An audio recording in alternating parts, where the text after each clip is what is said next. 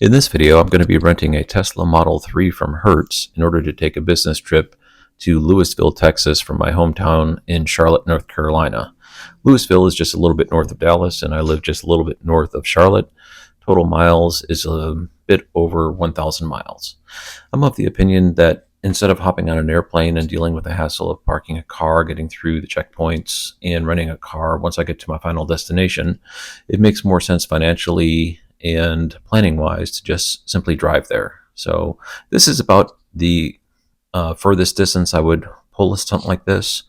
But I just kind of like the freedom of being able to drive when I want to. And if it's going to be a day worth of travel, I'd rather do it in a car that I'm driving instead of hopping on an airplane. But that's just my personality. What we see here are the Tesla superchargers that are available along the route. There's many to choose from. What I like to do is select the superchargers that I want to stop at instead of what the Tesla tells me to stop at in order to make the trip the shortest distance. There's a couple of Buc-ee's along the route, and those supercharger locations are pretty sweet. Very clean restrooms, lots of snack options, very nice location. So I'd like to stop at the Buc-ee superchargers. A few others I got my sights on. Anyway, this should be pretty fun. What I like to do ahead of taking an EV road trip is to list out charging stops along my route that I may or may not want to stop at in order to get a charge. I won't stop at all these locations, but at least it gives me options. So instead of trying to find my next charging stop by using in-dash navigation charging stops or PlugShare or something like that, I have my charging stops listed out in this dock so I could think about what I want to do next. It's a little bit more opportunistic charging. For instance, you'll see that there's 2 Buc-ee's locations on this list. Those are terrific supercharger locations in order to get more juice. Great facilities right off the interstate, so they're very accessible. Lots of times they're brand new, so there's lots of stalls. And who doesn't like a barbecue sandwich while your car is getting juice? I mean, it's terrific. One of the best places ever. Anyway, I'm not going to stop at all these locations, but at least I know what's on the road. My travel day started out with a milestone for the family. We took our last internal combustion engine car to Carvana to be sold, making us an all-electric family. It was a 2016 Hyundai Ioniq Hybrid.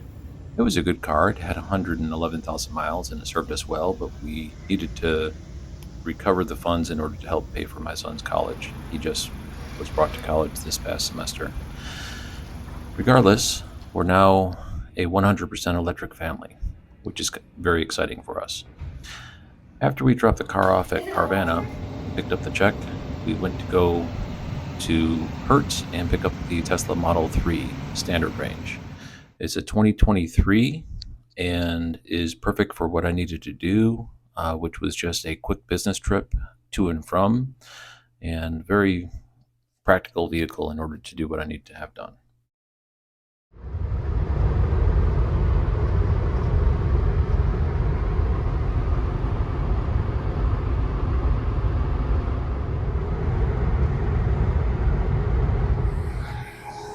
I'm here at the Greenville, South Carolina supercharger on a very hot day. The outside temperature is reading about 100 degrees and the BMS system is kicking in to cool the battery during the supercharge. It's a really nice spot directly off Interstate 85. I've successfully completed the first challenge on this road trip, which is punching through the metropolitan area of Charlotte, North Carolina. Interstate 85, if people are not aware, connects Raleigh-Durham with Atlanta, Georgia, cutting through Charlotte and Greenville, South Carolina. It's a pretty nice interstate. This supercharger generally gets to be pretty busy, and today is no exception. It's a Saturday. My intention for today is to make it to Birmingham, Alabama, where I have a reservation at a nice hotel, sleep the night, and then pick back up tomorrow. There's a supercharger just across the border of Georgia in a town called Fairplay, Georgia, immediately across the border with South Carolina. That's going to be my next stop, because my hope is that I'll be able to get enough charge at Fair Play in order to not have to stop anywhere in the Atlanta metropolitan area, which can be absolutely atrocious when it comes to traffic on the weekends. It's best to stay on the interstate if at all possible, and even on the interstates, nothing is guaranteed. Anyway, gonna finish up charging here. I started off with, I believe, 14%. I will do a charging session summary as soon as finished, and we'll get on our way.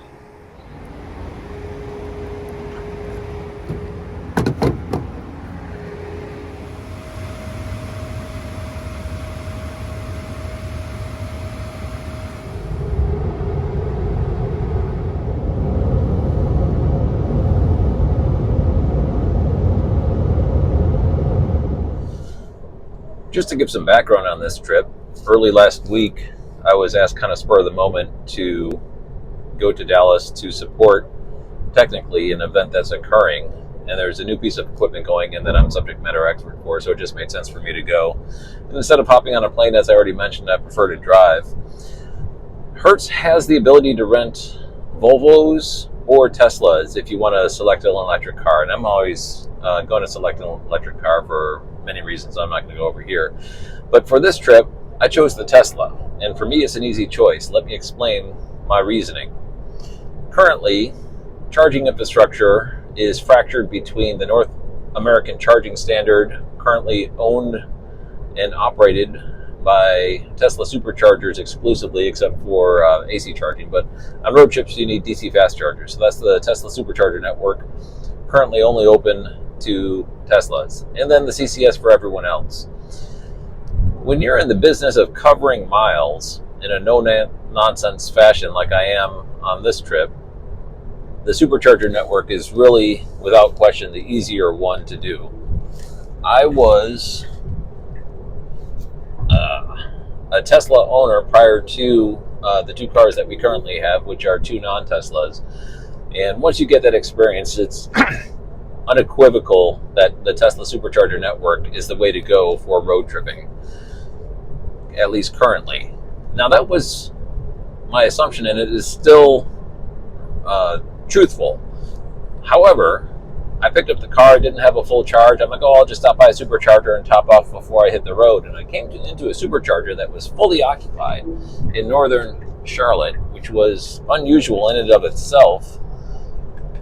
So I waited about 20 minutes in order to get a stall to be freed up. And for some reason, the cars weren't moving out of the stalls as quickly as I'm used to. Normally, they're only in there, 15, 10, 20 minutes max, something like that.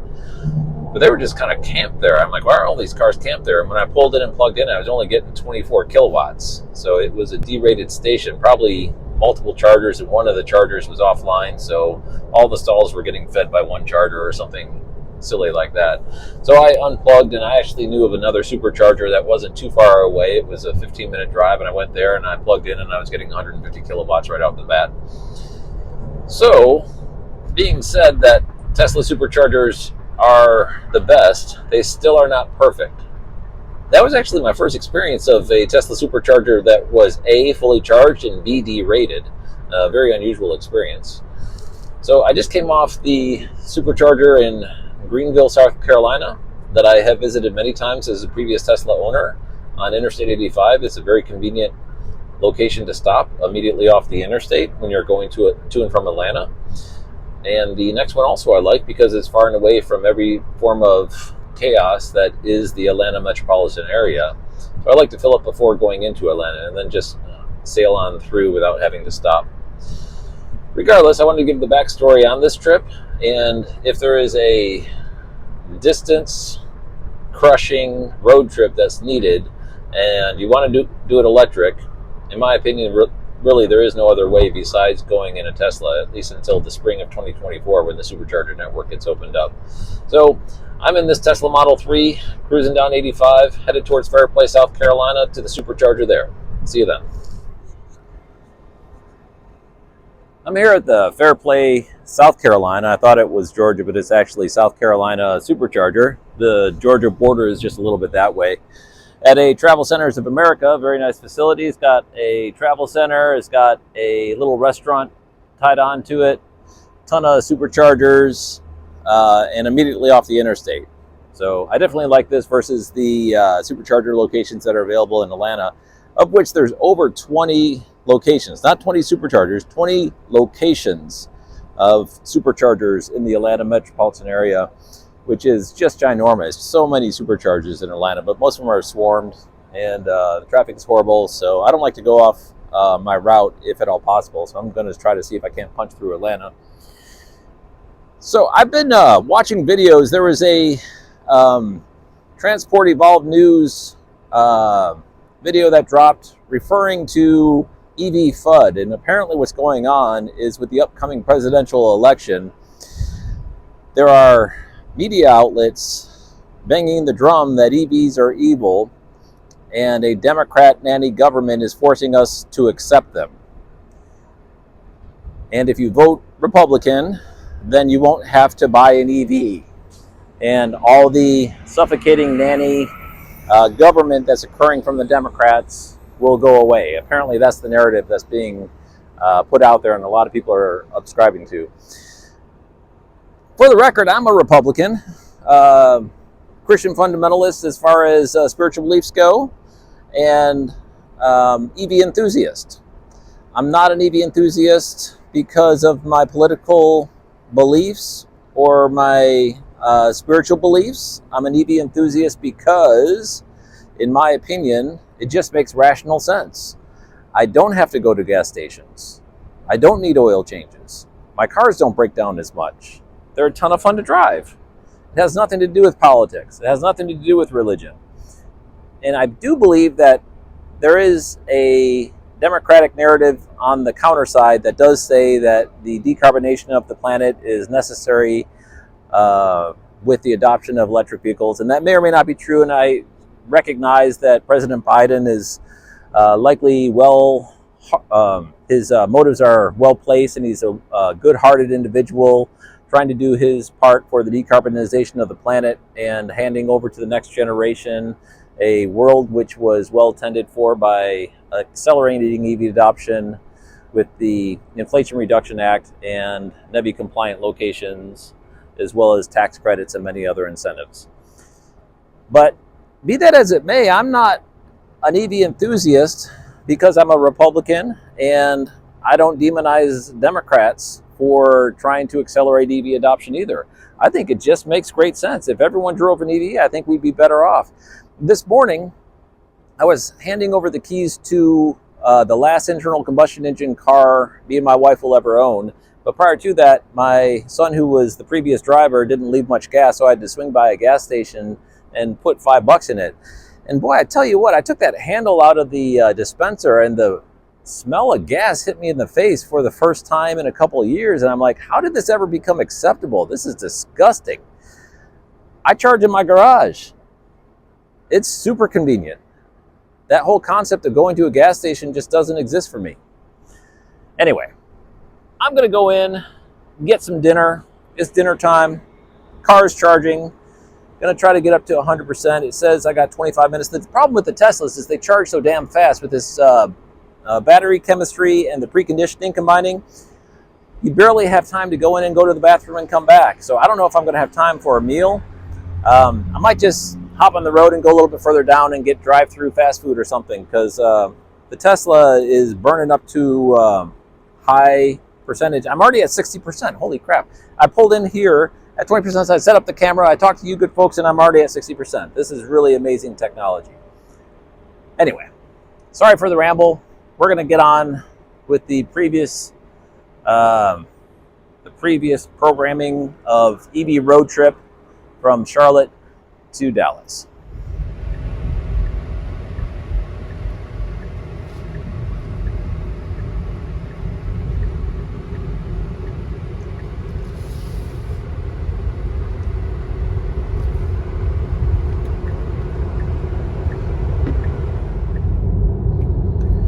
And then there was Atlanta. Good old Atlanta. Can't tell you how many times I spent half a day going 20 miles in Atlanta.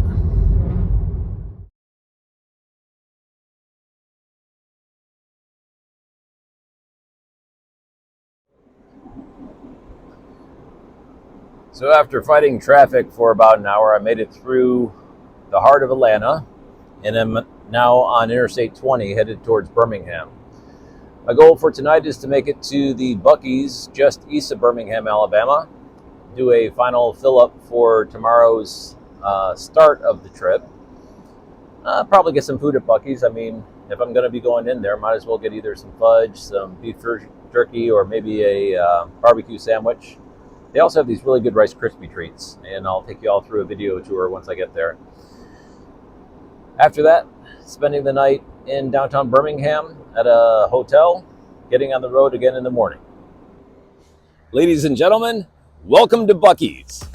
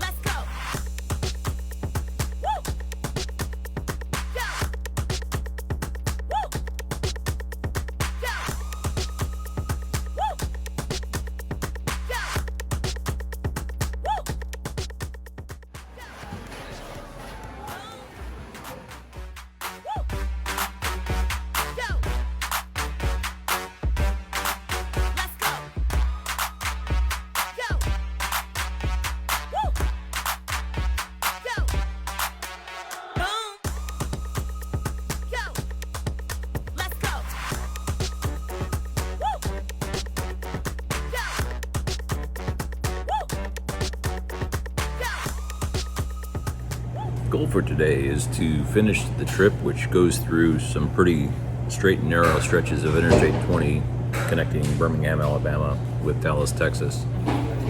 Should be straightforward. The nice thing is that although the trip in and of itself is about 1,000 miles, we just took a good chunk off of it yesterday. Gonna have some breakfast here at the hotel and then head off onto the road.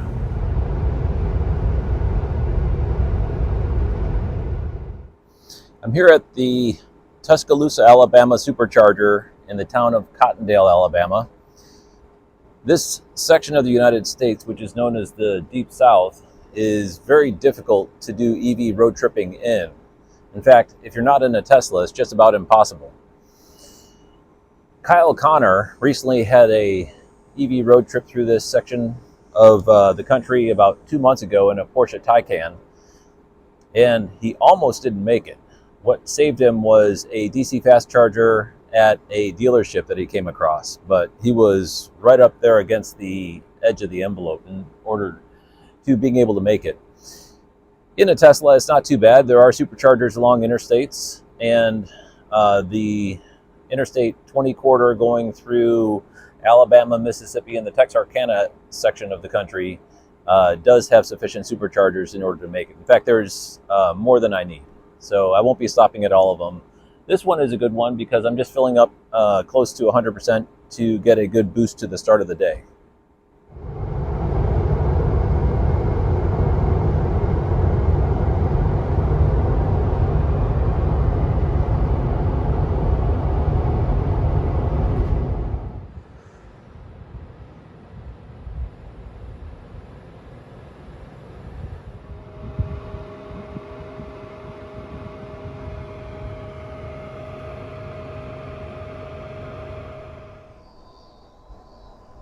I'm here charging at the Vicksburg, Mississippi supercharger, which is right on the Mississippi River. You can see the bridge crossing the river is right over here. One thing I have found this past week and also on this trip is that the You Are Here S-curve adoption map, where we're transitioning between early adopters and mass adoption, is going to be problematic.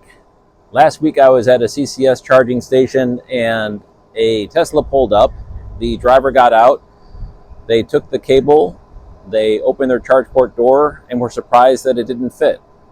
I came out to assist, see if I could do something, and the person said that they had rented the car on Toro, which I guess is a Airbnb version of rental car where you could rent your own car, and they actually didn't know anything about charging. I said, well, there's a supercharger 6 miles away, and the driver asked, am I going to make it? I only have 8% left. And it was just very obvious that that person was not at all familiar with electric vehicles whatsoever. And as we hit this transition from the early adopters to the mass adoption, there's going to be a flood of those people all around. And as I've been going along this trip, you'll notice in the video that the superchargers are generally lightly loaded as far as the number of vehicles at them. There was the one exception that I didn't actually get on film at Charlotte, which was actually fully occupied and derated. But that's definitely the exception to the rule. Most of the time they're not very heavy, but I own 2 vehicles, a Cadillac Lyriq and a Volvo XC40 Recharge. Both of those are going to start to be using Tesla superchargers in the spring of 2024. And nothing is going to congest Tesla superchargers more than a swarm of locusts in the form of Chevrolet Bolts, because they don't charge very fast, and so they have to sit on the chargers longer. And I think what we're going to see is just a tsunami of non-Teslas swarming over supercharger locations, congesting it with a bunch of people who also are brand new to the whole concept of driving an electric vehicle. Regardless, these are good problems to have as we go through this S-curve adoption rate. We're not the first country to do so. Scandinavia has already gone through this. China, to a big extent, has as well. And the good news is that most people who do charging will do so in their homes. The only reason you need to do DC fast charging is on a road trip, or if you live in a multi-tenant dwelling that doesn't have access to AC charging overnight. So you don't need as many DC fast charger locations as you do need gas stations. But we will definitely need more of them. That's definitely been clear on this trip. Anyway, after I finish charging up here, I'm going to cross that bridge into the western United States. I'm going to continue on with my journey. There's only one supercharger stop left before I get into the greater Dallas-Fort Worth metropolitan area. I'm going to stop at the Buc-ee's on the outskirts just to top off so I can get through my work week with a full tank of gas. Obviously, it's not gas, it's electricity, but you get the point. So I'll do some cutscenes of my last supercharger stop and also a few exciting thrill videos of the Buc-ee's that I absolutely love and adore. It's my new favorite charging location. Anyway, thanks for watching.